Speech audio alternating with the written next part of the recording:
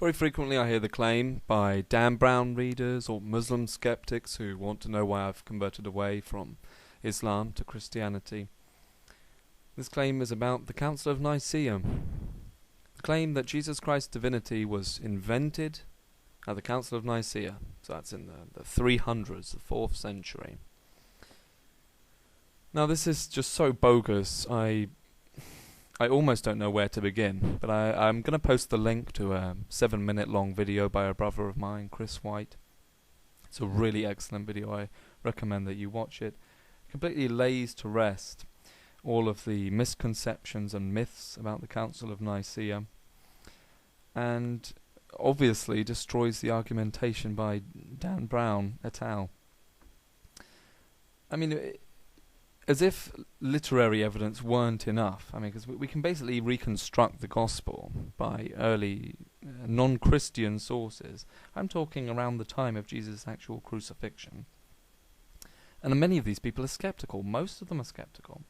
We can reconstruct that Jesus was called the Christ, but he did quote-unquote magic, which was leading Israel into new teachings, a new covenant.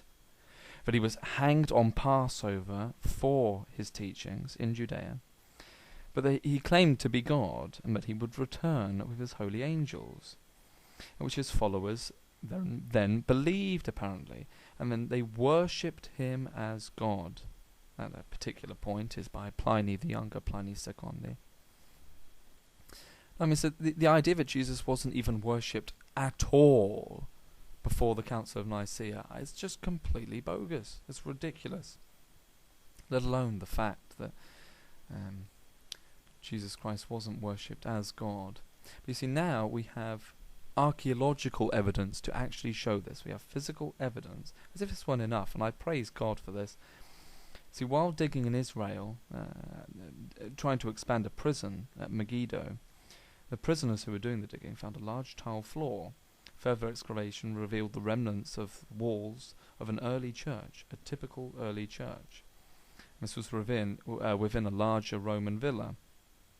And there were lots of beautiful mosaics inside, and the one in particular that is the most important, I mean, there's a few that talk about some ladies who were martyred, Roman military officer Gaianus who funded the thing, but one in particular was by a guy called Akeptus, who apparently loved God, and he, quote, offered this table for the God, Jesus Christ, as a remembrance.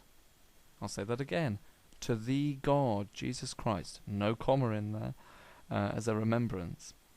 Now, obviously, this completely destroys the idea that more than 100 years later, the idea that Jesus Christ was God was invented for political or wicked, even, if you want to believe, satanic agendas, trying to get people to adopt some form of paganism. It's completely absurd, and it's not historical.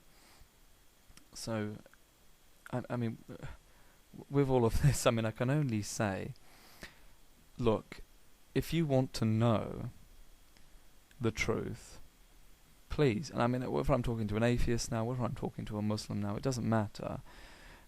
If you want to know the truth, please pray to God. Say, look, God, if you are there, please, is Jesus Christ who he said he was? Is he your son? Did you come, Lord, in the body of a man? Did you manifest yourself in the flesh to pay for the price for my sins, to take the punishment for my sins? Did you die for me? That my life will no longer be about me, but that I may rely on your holy record, that you lived a perfect life for me, that it may be about your righteousness and what you did for me, not about me. Ask that God would reveal these truths for you. He will come into your heart. He will show you that really you're not a great person, you're not perfect, and that's exactly why he had to do these things. I pray that you would pray to him, and that he would reveal this truth to you. God bless you all. Thank you for listening.